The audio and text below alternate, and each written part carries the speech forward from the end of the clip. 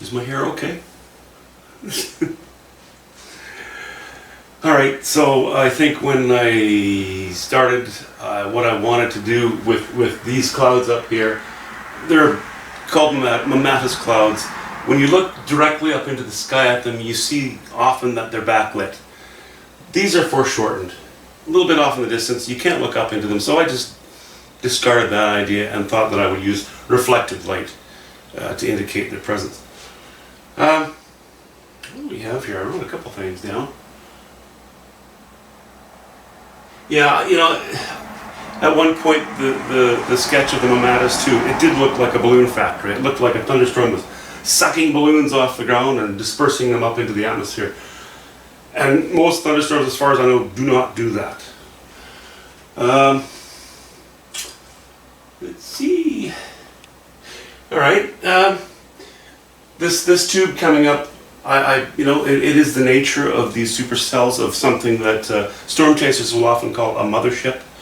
A tornado can descend, you know, within this area.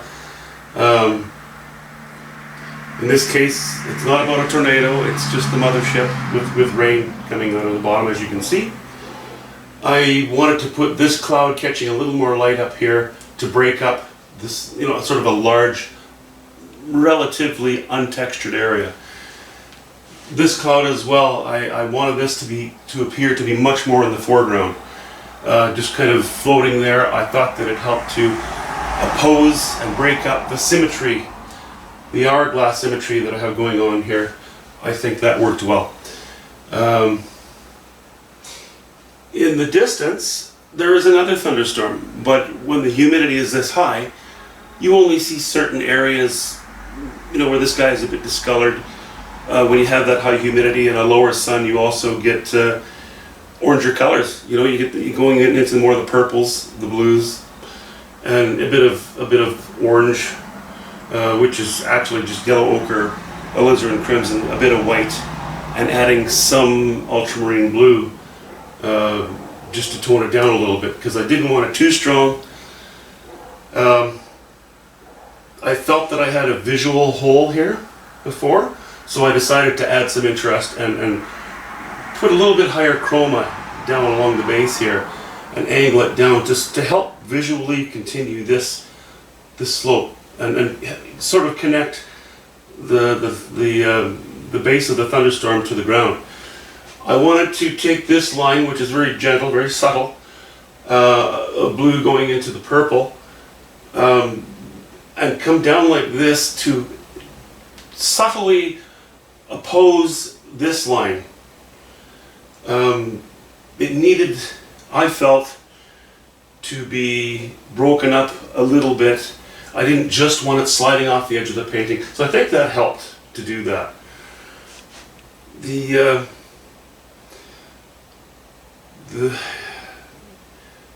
ground, the ground was going to be quite dark, but there's enough of it, and I felt that I could paint it in such a way that it would support that heavy sky. I think that's worked. I'll call this area the focal point. This is the focal area, but this I'm going to call the focal point. The chroma here and the interest is no greater really than it is up here, but the vanishing point is pretty much right here, which oddly is pretty much the center of the painting. Now, so you know, when you have your vanishing point close enough to your focal point, yeah, it just supported the idea that this will be the focal point. It doesn't matter that much on this painting. It's a large painting. There's a lot of different areas to look at. I don't worry too much about that stuff. Yes, this is almost dead center, but I knew that I would have light coming in from the left, so what it's done is it's pulled the focal area and the focal point itself a little bit to the left of center. Just another device to help, you know, to help you stay away from being too dead center. Dead center is usually a bad thing. In your drawing you can do it, but you need to use light and dark to pull it one way or the other. Let's see. Okay, I think I'm going to call this painting done now. I'm happy with it. I'm going to grab the camera, take it off the stand, and focus in on certain areas. Maybe let you know what colors I've used.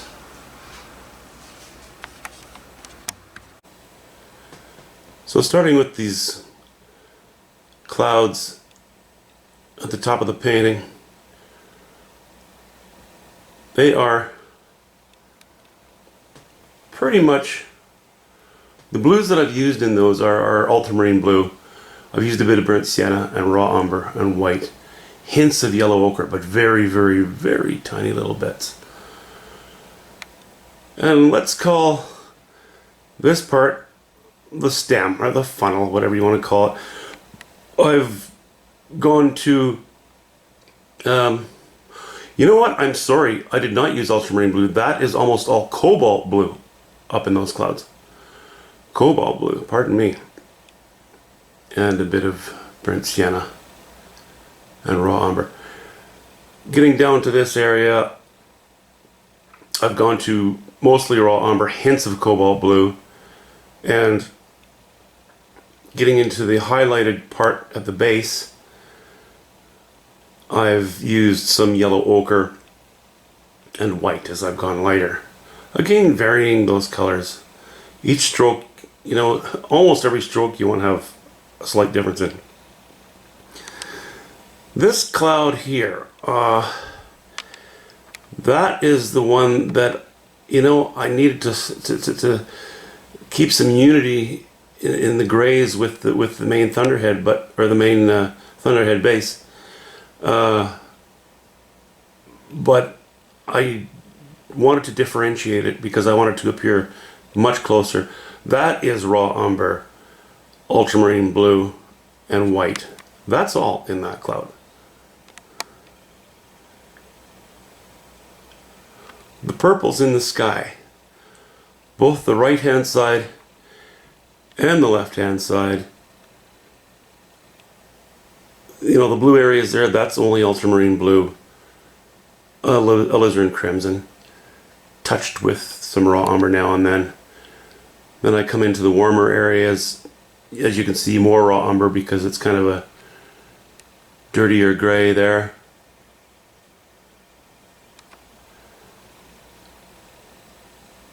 And then we come into the lighter area. That is cobalt. No, it's not cobalt. That is yellow ochre, alizarin crimson, and white with a hint of ultramarine blue.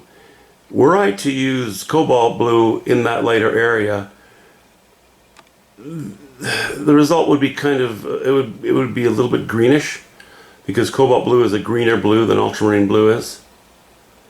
So I stick with ultramarine for that. And then obviously, you know, introducing some,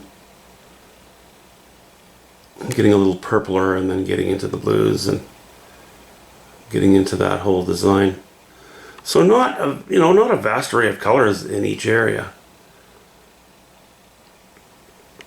Let's hit the horizon here. Those trees.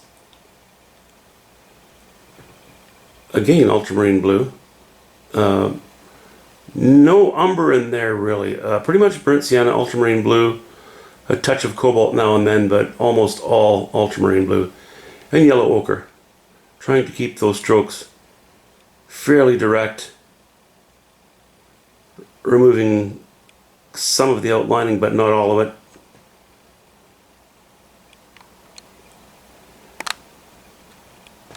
And then getting in, what am I doing here? Getting in underneath the thunderhead. Whoops. That's just ultramarine blue and alizarin crimson for the stronger purple there, and then yellow ochre and again alizarin crimson and white. The rain, we're going back to cobalt blue, raw umber, and white. This bush on the right is also just ultramarine blue, yellow ochre. That's it, and white. Fence posts.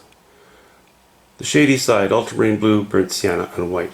The sunny side, straight burnt sienna and white, again in varying degrees. That field in the distance, yellow ochre, raw umber, and white, and the same as the field on the left hand side. Now looking through the camera, this area here appears to be quite greenish, but it's actually not. I've just gone almost straight yellow ochre, which actually does have a hint of green, but not as green as I'm seeing right now. We'll see when the video comes out. It might be okay. And then below that, we have one spot here that's again almost pure burnt sienna, a hint of ultramarine blue and white. And then we've gone to raw umber below that, and also raw umber, alizarin crimson, a bit of cobalt blue. So you have in the shaded areas, you have a bit of purple, a bit of richer dark brown, and then a bit of that sort of raw umber chocolatey brown. You see it gets more purple there. And then the next step behind that is alizarin crimson and burnt sienna white, adding a bit of ultramarine blue, just hints of it here and there, just for variety a little bit, Centerpiece, ultramarine blue, burnt sienna, yellow ochre, white. The grassy berm on the right, ultramarine blue, yellow ochre, and white. Varying degrees, all the time, varying those degrees. Signature. Let's see, how straight did I get it? Well, it's reasonable. Ultramarine blue and burnt sienna. Okay, so sorry there's a lot of glare on there. I'm just gonna stand up a second, change my angle, and see if I can get rid of some of that.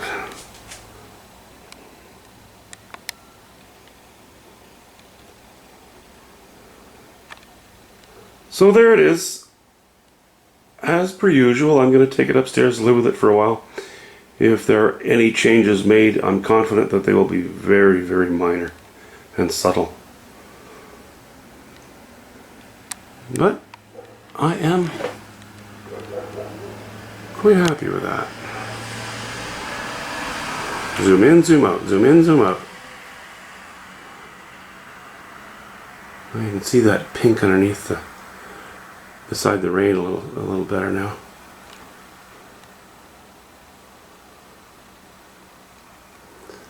All right, keep smiling. We'll see you on the next one.